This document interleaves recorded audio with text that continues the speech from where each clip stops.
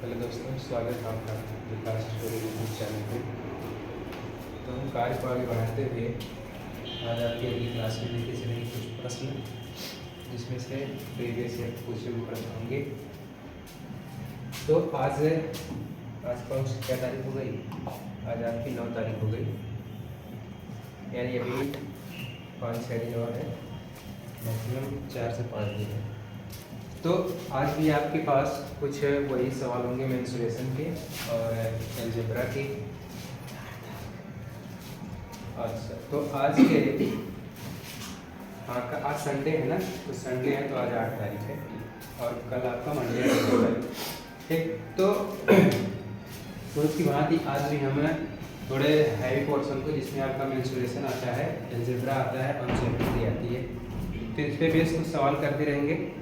तो इसमें से एक और आप लोगों ने एक और सिलेबस में दिया था, यूलर थ्योरी। कौन सी थी? Euler theory. तो यूलर थ्योरी क्या होती है, उसके बेस भी कुछ सवाल करेंगे। उसमें फलक दिया रहता है, कोने में दिया रहता है। तो सबसे पहले तो आपका स्वागत है हमारे यूट्यूब चैनल पे। तो चैनल को लाइक शेयर और सब्सक्राइब जरूर करें ऐसे वीडियो को प्राप्त करने के लिए। तो चलते हैं आज के सवाल पे। आप आज का अगला सवाल आपका क्या दिखता है? यूरल पे बेसिक कर लेते हैं। सवाल दिया है,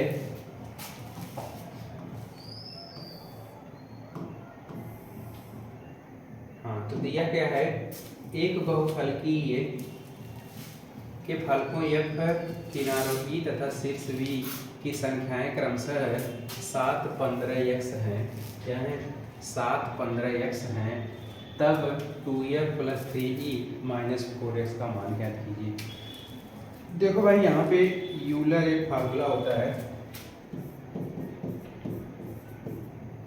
यूलर थियरी। तो इन पे बेस कुछ सवाल आप लोगों को पूछता है, तो एक क्वेश्चन इसमें जरूर पूछेगा, एक क्वेश्चन जरूर पूछता है। तो होता क्या है, आपके पास सूत्र होता है, सूत्र होता है आपका फलक बराबर फलक प्लस फलक में आप अगर शीर्ष को जोड़ देते हो, फलक में आप शीर्ष को जोड़ोगे, यह बराबर होगा किनारों की संख्या, यानी किनारों +2 के। यही आपके पास फार्मूला दिखता है। इसको आप फलक को आप f से डिनोट करते हो और शीर्ष को आप v से डिनोट करते हो और किनारे को आप किससे डिनोट करोगे? e से +2 करते हो। ये सब चीज़ें आपस में क्या होने लगती हैं? बराबर हैं।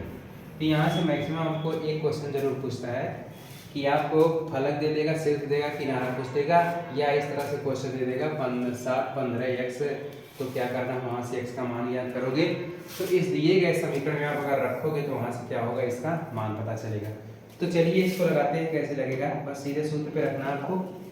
अब देखो, दे दिया ना, फलक दे दिया f/e/v, तो f का मान यहाँ पे दे दिया है 7, f बराबर दे दिया है 7 और e बराबर दे दिया है 15 और क्या दे दिया, v बराबर दे दिया है x। तो आप इसी समीकरण में रख दो, यही आपका फार्मूला निकल के आता है ना, f बराबर f + v बराबर e + 2। तो यहाँ जब फार्मूले पे रखोगे तो फार्मूला होता क्या है, आप जानेंगे। तो फार्मूला आप जाने तो क्या मिलेगा, हाँ, तो f + v बराबर होगा e + 2 के, यही ना। तो f के स्थान पे आपको रखना क्या है, f का मान 7 दे दिया है, v का मान आपको पता है, x दे दिया है, बराबर किया है 15 दिया है, +2 दे दिया है, ये सब सूत्र का दे दिया। अब आपको x का मान चाहिए तो पक्षांतर कर दो, 15 तो 17 हो जाएगा, 17 में से 7 जाएगा तो 10 आ जाएगा, x का मान पता चल गया। तो आपको समीकरण क्या दिया है, 2f दिया है +3e दिया है -4x दिया है। अब दिए गए समीकरण में मान रख दो, f का मान कितना है, 7 है, 7 दूनी 14 आ जाएगा, प्लस e का मान कितना है, 15 है, 15 दिया 45 हो जाएगा, अब माइनस करोगे 4, x का मान कितना आया 10, तो 10 चौक को 40। अब 45 में से 10 जाएगा कितना आएगा, 45 में से 40 जाएगा तो 5 आएगा, यहाँ से 14 है, 14 5 19 आ जाएगा। जो दिया गया ऑप्शन कौन सा होगा आपका, पहला ऑप्शन क्या होगा, 19 आपका सही है। बात समझ में आई। यूलर क्या होता है कि वहाँ से फलक दे देगा, शीर्ष देगा, किनारा दे देगा। तो इनसे आपको सूत्र मिलता है कि आप फलक प्लस शीर्ष को जोड़ते हो तो यह बराबर होता है किनारों की संख्या प्लस उसके 2 के। तो आपको फार्मूला याद होना चाहिए कि यह बराबर वी, एफ प्लस वी बराबर ई प्लस 2। तो यहाँ से आपने इस फार्मूले पे रखा तो आपका सवाल क्या निकल के आ गया, यही। तो यहाँ से x का मान आ गया। अब x का मान और f का मान और e का मान दिए गए समीकरण में आप रखे तो वहाँ से क्या निकल गया, आपका 19 आ गया। जो आपका ऑप्शन नंबर कौन सा है, पहला ही आपका सही होगा, ठीक ना, यही आपका आंसर होगा। चलते हैं नेक्स्ट सवाल पे। अगला सवाल इसी प्रकार से है थोड़ा सा, यह भी यूलर का फार्मूला है। अब देखो इसमें फलक शीर्ष किनारा दे दिया, यानी फलक शीर्ष किनारा दे दिया। अच्छा, फलक शीर्ष किनारा जब दे दिया तो आप लोग जानते हो क्या फार्मूला, बोलो भाई, फार्मूला जानते ही हो। तो क्या होता है, एफ जिसे आप फलक बोलते हो, एफ में अगर आप v जोड़ते हो तो बराबर होता है e प्लस 2 के। तो यहाँ f क्या है, f आपका फलक है, प्लस v क्या है, v शीर्ष है, बराबर है e क्या है आपका, किनारा है, प्लस 2 है। बात समझ में आई। बस आपको करना क्या है, बस मान रख दो यहाँ। तो यह f का मान हो जाएगा, x होगा शीर्ष का, शीर्ष क्या है आपका v है, और 30 इसका मान हो जाएगा, 30 आपका किनारा है जो e का मान हो जाएगा। बस यह मान सब उठा के रख दो। जब रखोगे तो क्या मिलेगा, f का मान कितना है 17 है, प्लस शीर्ष कितना है, शीर्ष जिसे बोले v बोले तो x, बराबर किनारा कितना आपका 30 है, 30 में आपको क्या जोड़ना है, 2 जोड़ना है। तो x का मान अगर निकालते हो तो 32 होता है, 32 में से आप 17 घटाते हो तो कितना मिलेगा x का मान, 12 में से 7 जाएगा तो 5 आएगा, यहाँ से 3 है बचेगा 2, 2 में से 1 जाएगा तो 1 आ जाएगा, यानी x का मान आ गया आपका कितना, 15 आ गया। अब जब x का मान 15 आ गया तो दिए गए समीकरण में आप रख दो। समीकरण क्या है, 3x माइनस 10 है, तो x का मान 15 आया, 3 पूरे 15 माइनस 10 करोगे 45 आ जाएगा, 45 माइनस 10 करोगे तो कितना आएगा, 35 आ जाएगा। 45 में से अगर 10 घटाते हो कितना आता है, 35। जो ऑप्शन नंबर आपका कौन सा दिख गया, पहले ही आपका सही होगा।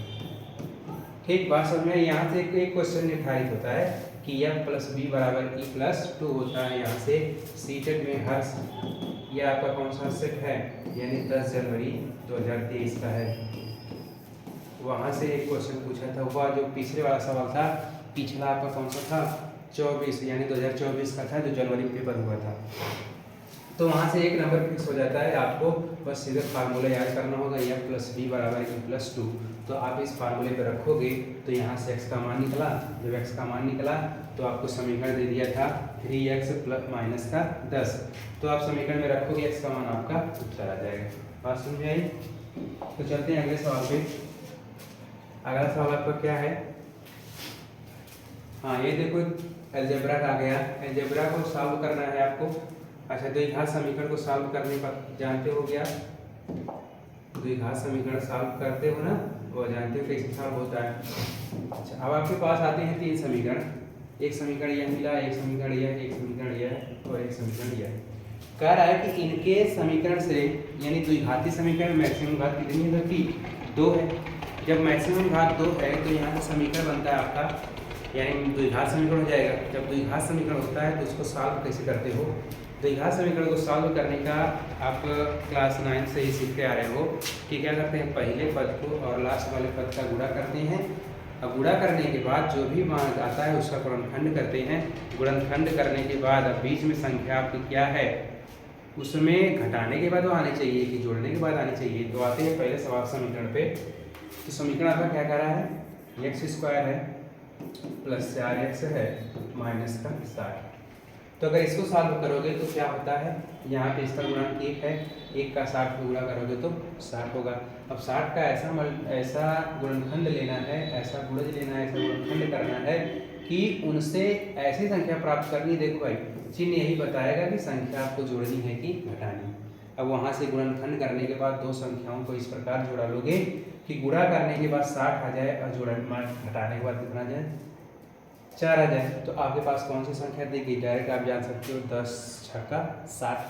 तो यहाँ से आप लगाओगे x square plus 10x minus 6x minus 7। यहाँ से दो का जोड़ा बनेगा, जब दो का जोड़ा बनेगा तो यहाँ से x कॉमन लोगे तो x माइनस क्या मिलेगा, x प्लस 5 मिलेगा, x प्लस 10 मिलेगा। तो यहाँ से बचेगा 6 कॉमन लोगे तो x प्लस 10 मिलेगा। अब दोनों में कॉमन x प्लस 10 हो जाएगा, बस क्या गया x माइनस 6 हो गया। अब देख रहे हो आप कि x माइनस 6 इसमें दिख गया। तो जब x माइनस 6 दिख गया तो अब अगले समीकरण को सॉल्व करो। अगले समीकरण सॉल्व करोगे तो x square minus x plus 30। अब इसको देखो क्या क्या हो रहा है। अब क्या कर रहा है कि 30 का ऐसा गुणनखंड करो कि जोड़ने के बाद क्या हो जाए x हो जाए, वो अभी क्या हो माइनस हो, माइनस 1 मिले। अच्छा तो आप जानते हो 30 के क्या लिख सकते हो 6 गुणे 30, 6 गुणे 5, 6 पचे 30। और 6 में से आप अगर 5 को जोड़ते हो यानी 6 को आप क्या करना होगा माइनस लेना होगा और 5 को आपको प्लस लेना होगा। तो यहाँ से देखो x square minus 6x plus 5x plus का 30 होगा। तो ये दो का जोड़ा बना लो भाई। जब दो का जोड़ा बनाओगे अच्छा तो आओ यहाँ से x कॉमन होगा, 6 पचे 30 यानी 6x में से 5x जाएगा तो क्या आएगा माइनस x आ जाएगा। ठीक तो है। अच्छा देखो भाई यहाँ से x कॉमन लोगे तो x माइनस 6 बचेगा। यहाँ से अगर आप 5 कॉमन लेते हो प्लस 5 तो x प्लस 6 होगा। बात समझे थोड़ी। अब देखो यहाँ से तो कॉमन कुछ नहीं मिल रहा है, x square minus x plus 30 दिया है। अच्छा चलो अगले समीकरण को सॉल्व करो। अगला समीकरण आपका क्या कर रहा है एक्स स्क्वायर माइनस 11x अब प्लस का 30 है। अब क्या करना है कि ऐसा गुणनखंड करना है कि गुणा करने के बाद 30 हो जाए और जोड़ने के बाद क्या हो जाए 11 हो जाए। तो 6 पचे 30 होता है। तो एक्स स्क्वायर करो भाई minus 6x minus 5x plus का 30 करोगे तो यहाँ से आप x कॉमन लेते हो तो x माइनस 6 आता है, यहाँ से माइनस 5 कॉमन लेते हो तो x माइनस 6 आता है। तो सबसे कॉमन x माइनस 6 हो गया और x माइनस 5 बच गया। ठीक। अब देख रहे हो आप दो समीकरण सॉल्व किए तो वहाँ से x माइनस 6 दिख गया, यहाँ में भी दिख गया, इसमें भी दिख गया। तो अर्थात और भी आप समीकरण सॉल्व करोगे तो वहाँ से कॉमन क्या मिलेंगे x माइनस 6 ही कॉमन मिलेंगे। यानी कह रहा है कि एक सार्वगुणनखंड है। तो सार्वगुणनखंड एक ऐसा गुणनखंड है जो सब समीकरण में क्या हो रहा है व्याप्त हो रहा है। तो जब सब समीकरण में व्याप्त हो रहा है तो आपने दो समीकरण को सॉल्व किया। जब दो समीकरण को सॉल्व किए तो आपको पता चल गया कि इस वाले समीकरण में और इस वाले समीकरण में x माइनस 6 आ गया। तो यही होगा कि आने वाले समीकरणों को सॉल्व जब करोगे तो वह भी वही होगा। तो यानी हम पता लगाते हैं कि क्या, इसी को आप बोलते हो क्या एलिमिनेशन। यानी आप दो समीकरण को सॉल्व किए तो उसमें पता चला कि x माइनस 6 यहाँ पे दिखा और x माइनस 6 वहाँ पे दिखा। तो जो भी अगले समीकरण होंगे उसमें भी क्या होगा x माइनस 6 जरूर दिखेगा। तो कह रहा है ना कि एक सार्वगुणनखंड है। आप देखो यहाँ पे x प्लस 10 दिखा, यहाँ पे x माइनस 6 दिखा। तो अर्थात आपके सब पास कॉमन क्या दिख गए x माइनस 6 दोनों में कॉमन दिख गया। तो आपका ऑप्शन नंबर कौन सा होगा सेकंड वाला, यही क्या होगा आपका सही होगा। बात समझ में आ रही है। तो जब यह सही होगा तो आपके पास ऑप्शन नंबर दूसरा दिख जाएगा। क्या दिखेगा ऑप्शन नंबर 2, ये आपका आंसर हो जाएगा। बात समझ में आ रही है। तो चलते हैं अगले सवाल पे। अगला सवाल आपका क्या है, अगला सवाल दिया है किसी चतुर्भुज के विकर्ण परस्पर समद्विभाजित करते हैं तथा सम्मुख कोणों के दोनों कोणों के युग्म समद्विभाजित भी करते हैं तब वह चतुर्भुज एक चतुर्भुज है। एक क्या है। अच्छा आप लोगों ने इसे पिछली वाली क्लास में देखा था। पिछली क्लास में यह देखा था कि आप लोगों के पास कुछ सवाल दिए गए थे जिसमें से कारा विकर्ण का मान कुछ और था और विकर्ण के मान यानी एक विकर्ण दे दिया था, उसको आपने समांतर चतुर्भुज को जब विकर्ण होते हैं एक दूसरे को क्या करते हैं प्रतिच्छेद करते हैं। जब एक दूसरे से प्रतिच्छेद करेंगे तो वह जो दूरियां मिलती हैं, यानी केंद्र से उस वाले शीर्ष से और केंद्र से इस वाले शीर्ष तक, वह दोनों दूरियां आपस में क्या होने लगती हैं, बराबर होने लगती हैं। जैसे आपके पास समांतर चतुर्भुज दिखा, ये आपके पास समांतर चतुर्भुज है, तो इसमें दो विकर्ण होते हैं PQRS। जब इन दोनों विकर्णों को आप आपस में मिलाते हो, क्या करते हो, जब इन दोनों विकर्णों को आपस में मिलाते हो तो एक दूसरे को इस तरह से प्रतिच्छेद करते हैं, इस तरह से प्रतिच्छेद करते हैं कि जो दूरी यहाँ से यहाँ तक होती है, वही दूरी यहाँ से यहाँ तक होती है, और जो दूरी यहाँ से होती है वही दूरी यहाँ, यानी एक दूसरे को समद्विभाजित करते हैं। तो जो भी खंड मिलता है यह दो एक दूसरे के आपस में क्या होते हैं, बराबर होते हैं। तो बराबर होते हैं तो इसमें कहा है किसी चतुर्भुज के विकर्ण परस्पर समद्विभाजित करते हैं तथा सम्मुख कोण एक दोनों कोणों के युग्मों को समद्विभाजित करते हैं, तो कौन सा चतुर्भुज होगा, तो आप जान गए कौन सा चतुर्भुज होंगे, समांतर चतुर्भुज। बात समझ में आई। तो यानी यही आपका क्या होगा, ऑप्शन नंबर चौथा। अब देखो केवल पतंग होगा, आयत होगा, समचतुर्भुज होगा।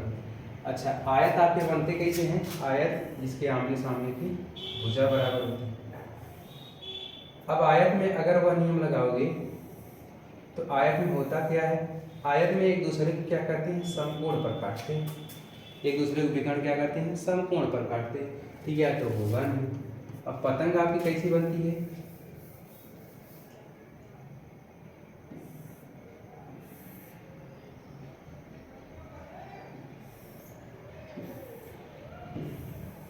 यही आपकी पतंग दिखी। तो पतंग दिखी तो क्या होगा, एक भुजा बड़ी होती है, एक भुजा छोटी, तो एक दूसरे को प्रतिच्छेद करेंगे कहीं पे बराबर में, तो नहीं प्रतिच्छेद कर पाएंगे, या थोड़ी दूरियां बड़ी हो जाएंगी या छोटी। तो आपके पास कौन सा दिख गया, वही केवल क्या होगा, समांतर चतुर्भुज होगा, जो ऑप्शन नंबर आपका कौन सा होगा, चौथा वाला सही होगा। बात क्लियर हुई। यानी यह प्रमेय आपकी क्लास 9 की है। प्रमेय होती क्या है आपके पास, देखो भाई, प्रमेय क्या होती है कि आपको इसका कुछ मान दे देगा x+2 में और इसका मान दे देगा 20, तो यहाँ से पूछेगा x का मान ज्ञात कीजिए। तो x का मान ज्ञात करने के लिए आपको पता होना चाहिए कि जो समांतर चतुर्भुज की विकर्ण होते हैं, यानी विकर्ण क्या करते हैं, एक दूसरे को समद्विभाजित करते हैं। जब समद्विभाजित करते हैं तो यह वाली दूरी इस वाली दूरी के बराबर हो जाती है और यह वाली दूरी इस वाली दूरी के बराबर। बात क्लियर हुई। तो वहाँ से आप क्या करते हो, x का मान निकाल सकते हो। अच्छा, आते हैं नेक्स्ट सवाल पे। नेक्स्ट सवाल क्या कर रहा है, किसी त्रिभुज का आधार उसके संगत शीर्ष से, किसी त्रिभुज का आधार, देखो भाई, किसी त्रिभुज का आधार, आ जाओ चित्र बना लो।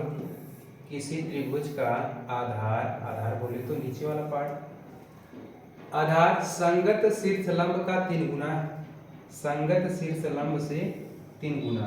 देखो भाई, ई अगर x है तो ई का है,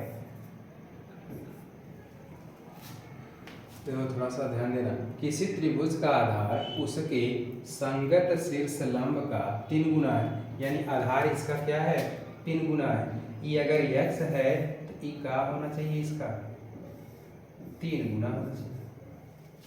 बोलो भाई, यही ना हो रहा है, किसी त्रिभुज का आधार उसके संगत शीर्ष लंब का 3 गुना है।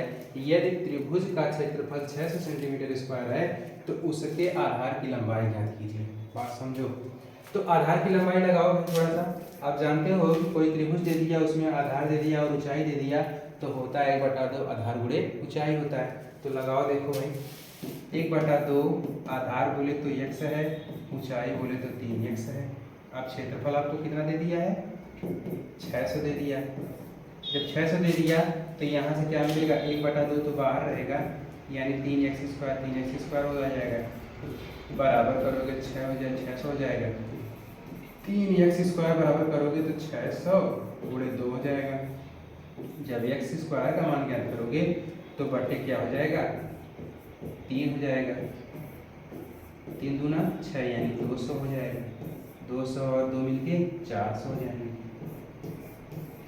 400 हो जाएंगे। जब 400 हो जाएंगे तो आप x का मान निकालोगे तो क्या मिलेगा, 20 निकलेगा। अब आपको चाहिए क्या, हाँ कह रहा है ना, उसके आधार की लंबाई ज्ञात कीजिए। तो आधार की लंबाई देखो भाई थोड़ी सी, अब यहाँ पे आपको समीकरण को चेंज करना होगा। क्या करना होगा, ध्यान से समझो।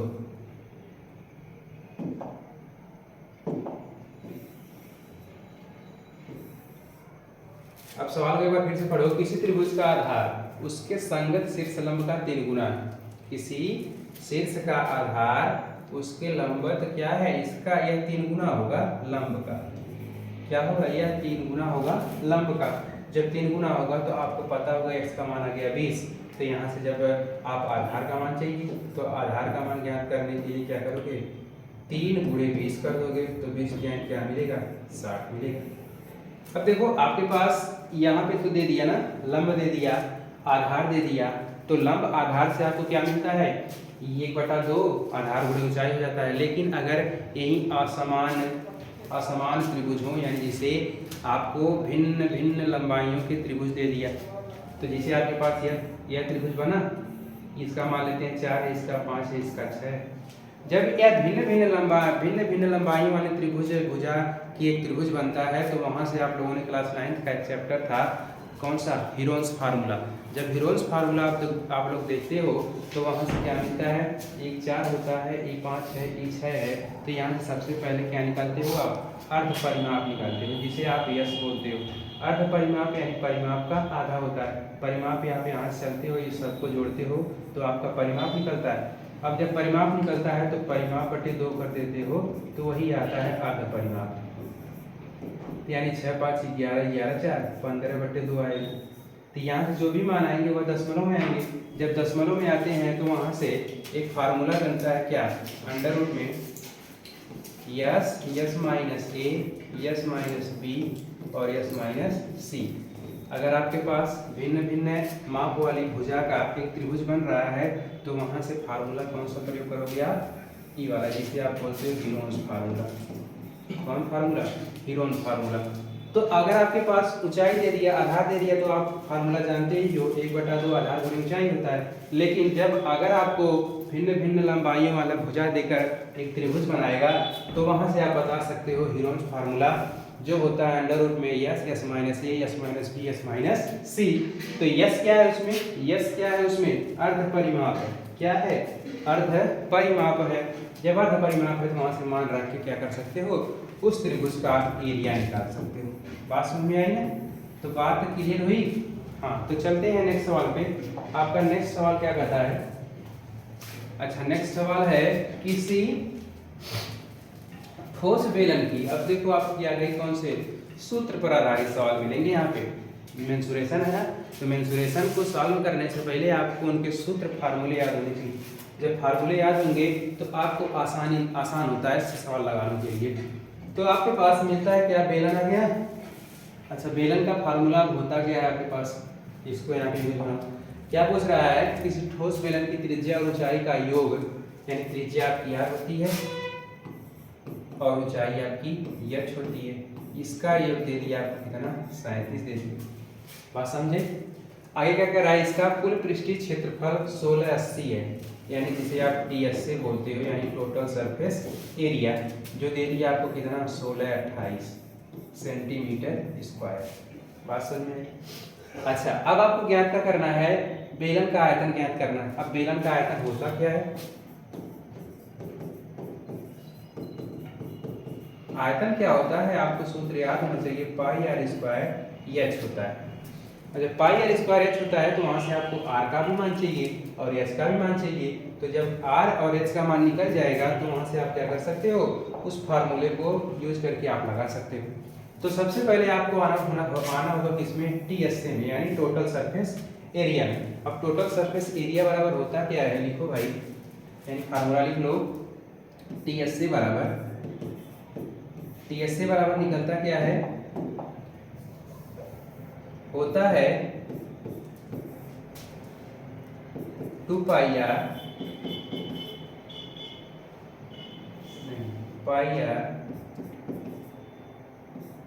एच प्लस आर,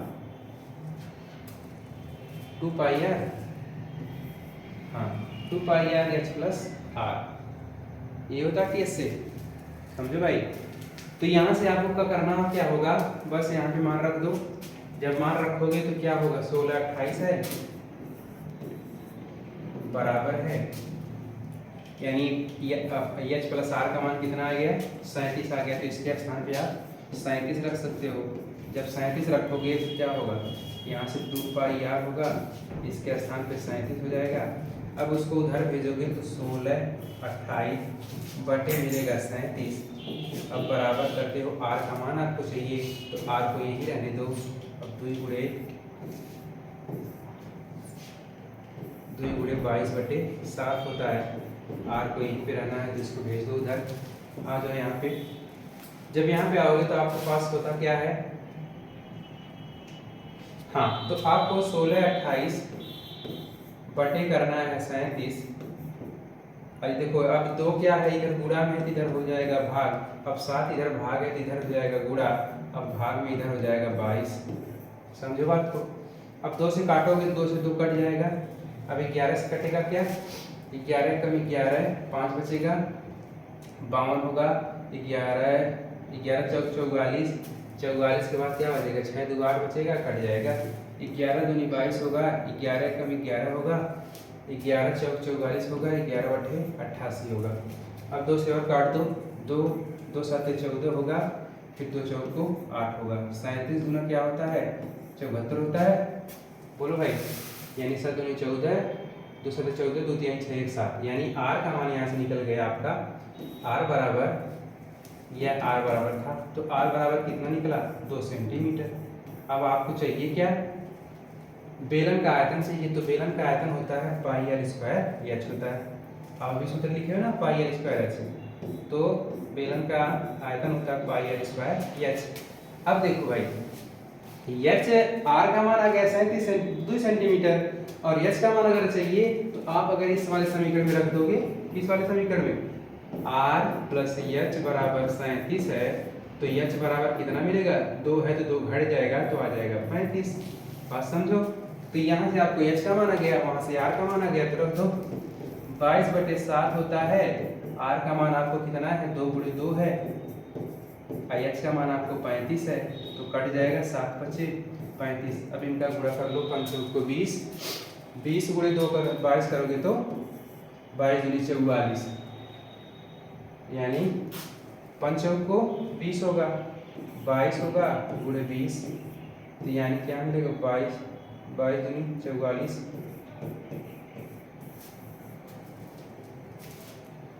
22 दूनी 44 होगा। एक 0 बढ़ जाएगा। कितना आ रहा है, इसमें ऑप्शन में अलग कोई दे दिया है, 23 10 15 40 46 20। समझो भाई, देखो टी एस का फार्मूला ये होता है ना, पाई 2 pi r h plus are. देखो सूत्र आपको ध्यान होना चाहिए, टी एस का फार्मूला यही है ना, तो इसको थोड़ा सा आप लोग रिवीजन कर लेना घर से। यानी होता क्या है, आपके पास 2 pi r h plus are होता है, तो इसी आपके सूत्र पे रखे तो क्या मिला। चलो नेक्स्ट सॉल्व करते हैं। हाँ तो नेक्स्ट सवाल क्या कर रहा है, संपूरक कोण एक युग्म का एक कोण दूसरे कोण का 3 गुना है। क्या है, संपूरक कोण, कोणों का एक युग्म एक कोण दूसरे कोण का 3 गुना है। अब देखो संपूरक और कोटिपूरक होते क्या है,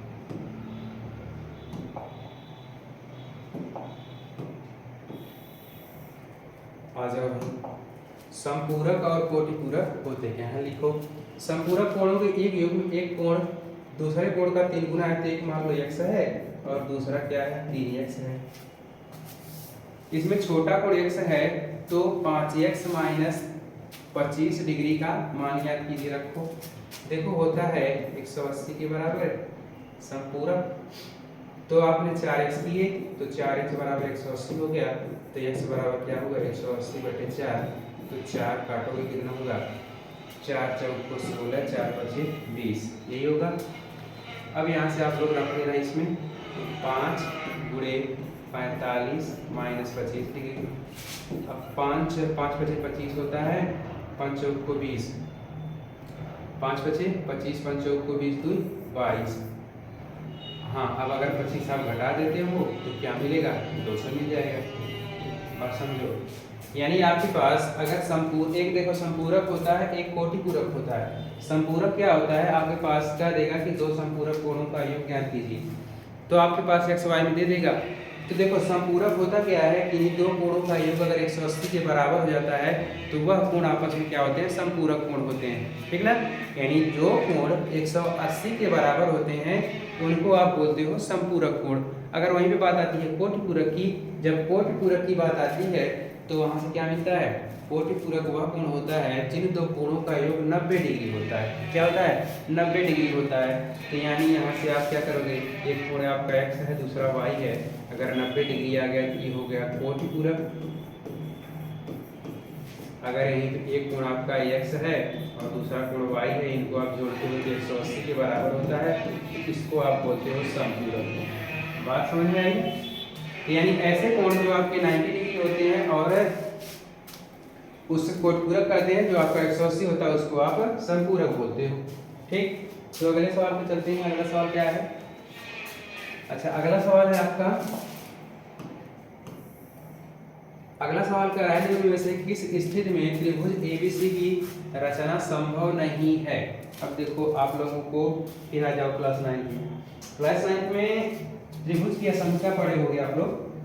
त्रिभुज की असंख्या होती क्या है कि आप त्रिभुज के भुजाओं को, यानी भुजाओं कुछ माप होती होगी, जब उन भुजाओं को किन्हीं दो भुजाओं को जोड़ते हो वह हमेशा तीसरी भुजा के बड़ी होनी चाहिए। किन्हीं भी, यानी त्रिभुज बन गया आपका, त्रिभुज बना है।